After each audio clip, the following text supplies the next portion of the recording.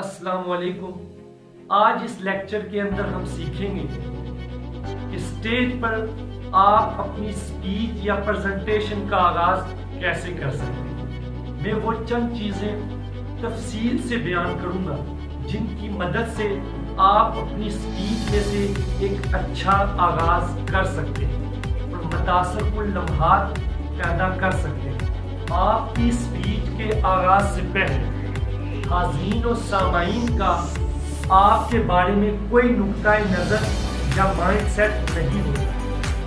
सबकी तवज्जो आपकी तरफ होती है कि आप स्टेज पर जाकर क्या बोलेंगे। इसलिए हमारे आगाज के जुमले या 1 मिनट की स्पीच हाज़रीन और सामाईन की तवज्जो हासिल कर सकती है। इसलिए आगाज में हमारा कॉन्फिडेंस या बॉडी लैंग्वेज ऐसी हो जिसकी वजह से लोगों की अट्रैक्शन हमारी तरफ मबजूल, हमारे आगाज के जुमले ही लोगों को हमारी एंड तक स्पीच का मकसद फराहम कर सकते हैं। Avoid negative start. First point है, इसका मतलब है कि आपकी स्पीच के अंदर जो भी मनफी आगाज है उसको निकाल स्पीच का मनफी आगाज खत्म कर दें। इसी में चंद एक एग्जाम्पल देता हूँ। मसलन आप स्टेज पर हैं, हेलो एवरीवन, मेरी आवाज़ आ रही है, या फिर आप कहेंगे अस्सलाम वालेकुम, कोशिश करूँगा। या फिर आप इस तरह की कोशिश करेंगे, मेरा गला खराब है फिर भी मैं अच्छा बोलने की कोशिश करूँगा, आप मेरा साथ दीजिएगा। ऐसे सवाल अगर आप को अच्छा करना चाहते, मुतासर करना चाहते, आपको नेगेटिव स्टार्ट को अवॉइड करना होगा। अपनी स्पीच या प्रेजेंटेशन से नेगेटिव स्टार्ट को निकालना होगा। अगर हम नेगेटिव स्टार्ट को अपनी स्पीच से निकाल दें तो हम स्पीच कैसे करेंगे, ये आज का हमारा क्वेश्चन है। अब चलते हैं पॉइंट 2 की तरफ। ये हमारा दूसरा पॉइंट है, गेटिंग अटेंशन। आपको अपनी स्पीच के आगाज में ही हाज़रीन और सामाईन की तवज्जो हासिल करना ज़रूरी है। उनका इंटरेस्ट क्रिएट करना बहुत ज़रूरी है, क्योंकि बीइंग नॉर्मल इज बोरिंग। सामाईन और नाजरीन की तवज्जो अपनी तरफ करवाने के लिए आप अपनी स्पीच का आगाज इंटरेस्टिंग या क्रिएटिव तरीके से कर सकते हैं। इससे स्पीच की शुरुआत जबरदस्त हो जाएगी। अब हम देखते हैं कि हमें अपनी स्पीच का आगाज किन चीजों से करना चाहिए। आप अपनी स्पीच के आगाज में कोई जोक सुना सकते हैं। आप अपने टॉपिक के रिलेटेड कोई अक़वाल ज़र्री बयान कर सकते हैं। इस तरह आपकी स्पीच का आगाज ज़बरदस्त होगा और लोगों से आपका एक कनेक्शन बन जाएगा।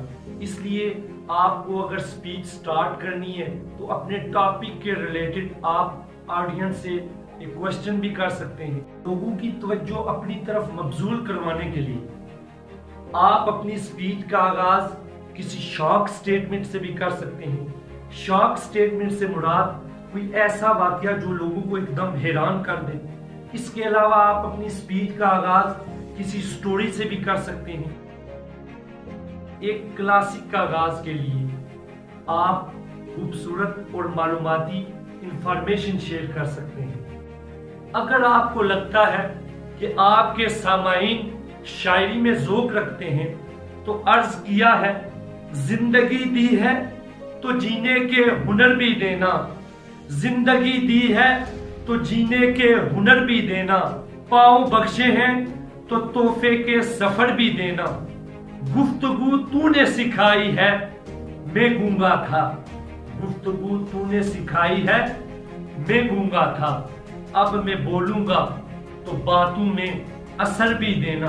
या फिर कहना, अजब रस्म है चारा गरू की महफिल में, अजब रस्म है चारा गरू की महफिल में, लगा के जख्म नमक से मसाज करते हैं, غریب شہر ترستا ہے ایک نوالے کو، غریب شہر ترستا ہے ایک نوالے کو، امیر شہر کے کتے بھی راج کر رہے ہیں۔ یہ چیزیں ہیں جن کو آپ اپنی اسپیچ کے آغاز میں لوگوں کا ذوق بڑھانے کے لیے کر سکتے ہیں۔ لاسٹ ٹاپک ہے اسپیچ آؤٹ لائن۔ آپ کو حاضرین و سامعین کا ذوق بڑھانے کے لیے اپنی اسپیچ کے آغاز میں آؤٹ لائنز دینی ہوں گی۔ آپ کی اسپیچ کس موضوع پر ہے، ان لوگوں کو آپ کی اسپیچ سے کیا فائدہ ہونے والا ہے، یا وہ کس جگہ آپ سے کوشچن کر سکتے ہیں، کس جگہ وہ چیزوں کو نوٹ کر سکتے ہیں۔ ان آؤٹ لائن کی وجہ سے لوگوں کا ذوق بڑھے گا۔ آج کے اس لیکچر کے اندر ہم نے سیکھا کہ آپ کو اپنی اسپیچ کا آغاز کیسے کرنا ہے۔ میں اپنے لیکچر کے آؤٹ لائنز پر دوبارہ روشنی ڈالتا ہوں۔ پہلے ہم نے پڑھا اوائڈ نیگیٹو سٹارٹس، جس کے اندر میں نے آپ کو بتایا کہ اسپیچ کے آغاز میں منفی چیزوں کو اپنی اسپیچ سے نکال دیں۔ ہمارا دوسرا ٹاپک تھا گیٹنگ اٹینشن، جو سب سے ضروری ہے کہ آغاز کے 1.5-2 منٹ کے اندر آپ کو آڈینس، سامعین و حاضرین کی توجہ حاصل کرنا ضروری ہے۔ تیسرا ٹاپک تھا اسپیچ آؤٹ لائن، یعنی آپ کو اپنی اسپیچ کے آغاز میں یہ بات بھی شامل کرنی ہے کہ آپ کی اسپیچ کس موضوع پر ہے اور اس سے لوگوں کو کیا فائدہ ہوگا۔ مجھے یقین ہے کہ آپ کو اس اسپیچ سے کافی فائدہ ہوا ہوگا۔ اگر آپ نے مزید انٹرسٹنگ اور انفارمیٹیو ویڈیو حاصل کرنی ہے تو پلیز ہمارے چینل کو سبسکرائب کر دیں۔ میں سکون قلب ٹیم کا بہت شکر گزار ہوں، جن کی مدد سے میری آواز آپ تک پہنچ رہی ہے۔ پاکستان زندہ باد۔